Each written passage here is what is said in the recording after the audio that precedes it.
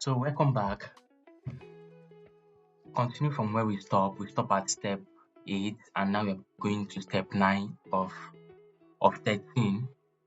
So the step 9 of 13 talks about market potential. So you just need to do the same thing we did the other time. Make sure that you've already explained your business to ChatGPT, your business idea. You've already explained the basic of it.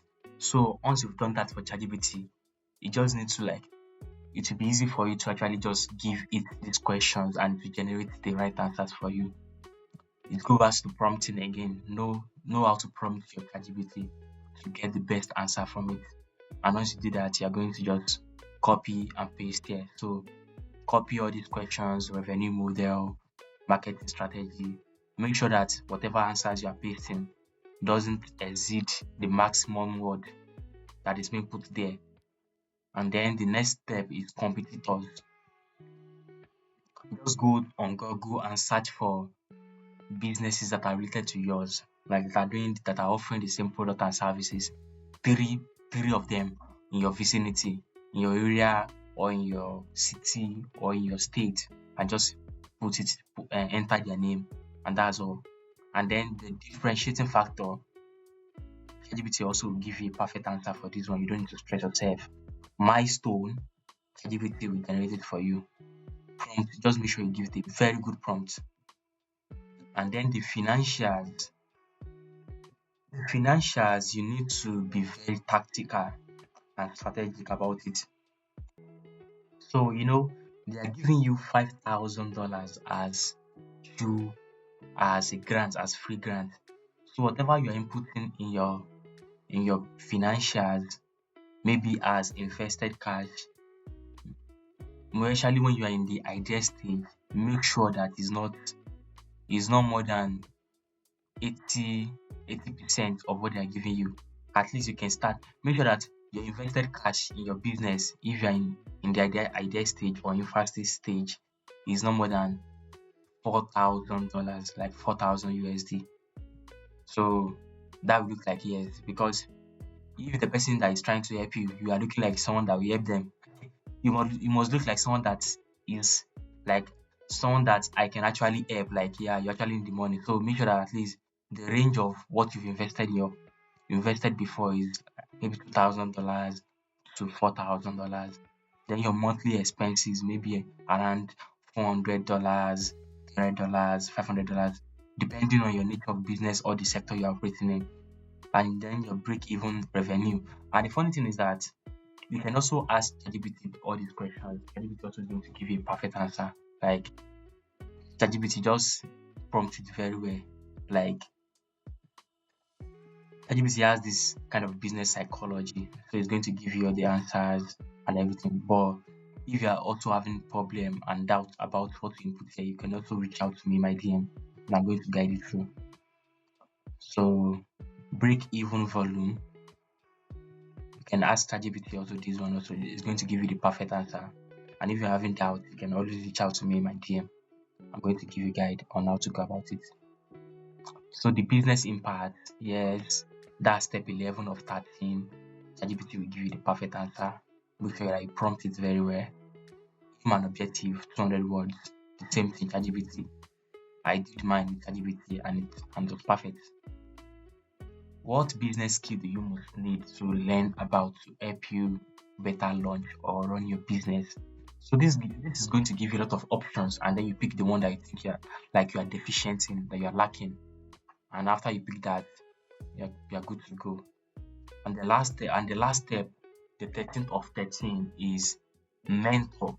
If you have any mentor in business, anybody you look up to, someone you listen to, or someone you admire, just include their name, their location, their address, and their email, and also their phone number. And then the last part is, how did you hear about Tony Elumelu Foundation? You pick the appropriate one, and you're good to go. Save and continue. And then it will bring you to these declarations. Whatever you are picking in this declaration, make sure that everything from the beginning to the end is no. Speak no. Have you applied for TEF Entrepreneurship Program previously? No. Have you received Sales Capital etc. No. Do you have business partnership? Blah blah blah blah. No. So no, everything from up to bottom, from bottom to up. And then after then it will take you to an assessment. So make sure that you have enough time when you are actually applying for this thing. It may even take you up to 2 hours or 3 hours, depending on how fast and slow you are with it. So it's a very long process. Take your time, make sure you take time out of your day and concentrate and focus on it so that your application will actually be approved and you can be qualified to be reviewed after the deadline for the grant. So after all those steps, 13 of 13, the declarations, will take you straight to the assessment. They're going to give you like 40 minutes to take 10 questions. The questions are very easy, you don't need to stress. If you're a student, you can easily just answer the question. Then just like these are the questions I did when I was applying for a client. These are the questions I got. So you may not actually get the same question I got, but whatever the question you get, they are easy and you have enough time to even go and ask ChatGPT and you get the answers and come and go back also and give us the perfect answer. So any question that you don't know, you can copy it and go and ask ChatGPT. ChatGPT will give you the answer. You can make sure you're using your laptop so that you can actually switch tab. So once you switch tab, go to ChatGPT, copy the answer and go to the application tab again and click the answer and then click on next. So these are the questions I got while I was doing my own. A SMART goal means, so these are just questions. Which of the following accounting tools? Like this one now, I didn't know the answer. I asked ChatGPT and I got the answer. So and so forth and so on. So it's just 10 questions. And once you're done with the questions, that brings it to the end of the application. So by the time you submit the answer, you are likely to get something like this.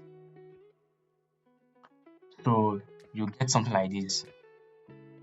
The application has been successfully submitted and assessed. And some people they get reject email maybe because of some of their answer. But if you get this, that means you've passed through this phase. And what you are waiting for is their human team. They have management team that will review your application also. But that is after the deadline in the middle of March. We are going to review and see if you qualify for the next phase. But right now, the AI did not disapprove our application because as we just submitted, the AI can actually reject or approve your application instantly. But now I've skipped through the AI part and now what is left now is the human team in TEF management team to actually review my application and see if I qualify for the next phase. And that's the end. So it's not a long process, it's just something you just need to calm down, pay attention and do. So if you have any other questions or doubts or clarifications, you can always reach out to me. This is my number. Let me show you. This is my number. You can just reach out to me and I will offer as much assistance and help as I can. Thank you.